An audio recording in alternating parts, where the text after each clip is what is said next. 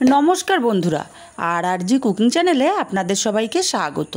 आज निये हाजिर हये गेलाम एकदम कचि कुमड़ोर दुर्दान्त एकटा रेसिपि निये। এই গরমকালে এই কুমড়োর ডাঁটা খেতে কিন্তু অসাধারণ লাগে।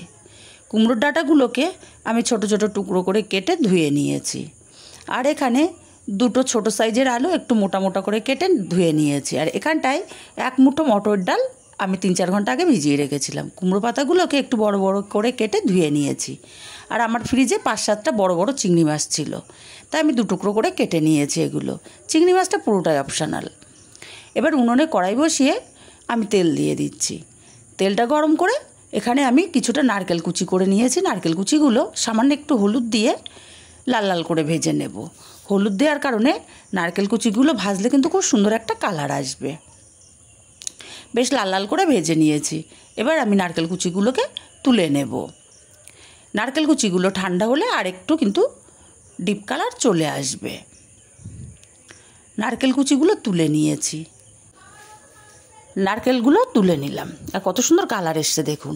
এবার এই তেলের মধ্যে আমি চিংড়ি মাছগুলো দিয়ে দিলাম। একটু নেড়ে চেড়ে নিয়ে এর মধ্যে সামান্য একটু আমি হলুদ দেব, সামান্য একটু লবণ দেব।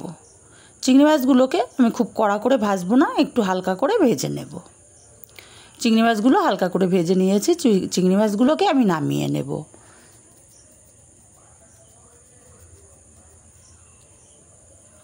চিংড়ি মাছগুলো নামিয়ে নিয়ে এবার এর মধ্যে আমি 3 টেবিল চামচ পরিমাণে তেল দিয়ে দিলাম। তেলটা গরম করে হাফ চামচ কালো জিরে দিলাম আর দিয়ে দেব কয়েকটা চেরা কাঁচা লঙ্কা। এবার কেটে ধুয়ে রাখা আলুগুলো দিয়ে দিলাম। আলুগুলোকে কিছুক্ষণ সময় নিয়ে ভেজে নেব। আলুগুলোর কালারটা কিন্তু চেঞ্জ হয়ে গেছে। মিনিট 2-3 সময় নিয়ে আলুগুলোকে ভেজে নিয়েছি। এবার এর মধ্যে দিয়ে দেব কেটে রাখা কুমড়োর ডাঁটা। কুমড়োর ডাঁটাটা আলুর সঙ্গে মিনিট 2-3 সময় নিয়ে কষিয়ে নেব। এবার আমি এখানে দিয়ে দিলাম কেটে রাখা কুমড়ো পাতাগুলো। কুমড়ো পাতাগুলো একটু নেড়ে চেড়ে মিশিয়ে নেব। এইভাবে একদিন হলেও রান্না করে দেখবেন, খেতে কিন্তু অসাধারণ হয়। আপনারা চাইলে এখানে ঝিঙে, পটল যে কোনো সবজি দিতে পারেন। আমি দিলাম না, আমার কাছে শুধু আলুটাই ছিল, তাই আমি আলুটাই দিলাম। মিনিট 2-3 সময় নিয়ে একটু পাতাটাকে মিশিয়ে নিয়েছি। পাতাটাও একটু কমে এসছে। এবার দিয়ে দিচ্ছি স্বাদ মতো লবণ আর দিয়ে দেবো হাফ চামচ হলুদ গুঁড়ো, হাফ চামচ ঝাল লঙ্কার গুঁড়ো, হাফ চামচ ধনে গুঁড়ো। এবার মশলাটা দিয়ে কুমড়োর ডাঁটা আলুটাকে কিছুক্ষণ কষিয়ে নেব। বেশ কিছুক্ষণ সময় নিয়ে ডাঁটার আলুটা কষিয়ে নিলাম। এবার এখানটা আমি দিয়ে দেব ভিজিয়ে রাখা মটরের ডালটা। ডালটা কিন্তু আমি জল ঝরিয়ে দিচ্ছি, জল ঝরিয়ে অবশ্যই দিতে হবে। আর দিয়ে দিলাম ভেজে রাখা চিংড়ি মাছগুলো। মিনিটখানেক কষিয়ে নেব ডাল আর চিংড়ি মাছটা দিয়ে। ডালটা এখানে খুব সেদ্ধ হবে না, আবার একদম শক্ত থাকবে না। এই ডালটা মুখে পড়লে খেতে কিন্তু দারুণ ভালো লাগে। এবার এখানটা দিয়ে দিচ্ছি আমি পরিমাণ মতো জল। একটু নেড়ে চেড়ে নিয়ে মিশিয়ে নেব।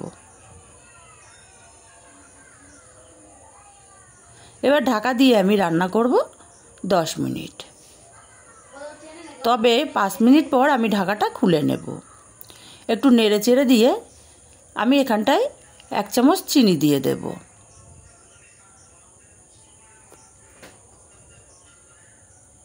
চিনিটা দিয়ে নেড়ে চেড়ে মিশিয়ে আমি আবারও ঢাকা দিয়ে রান্না করব 5 মিনিট।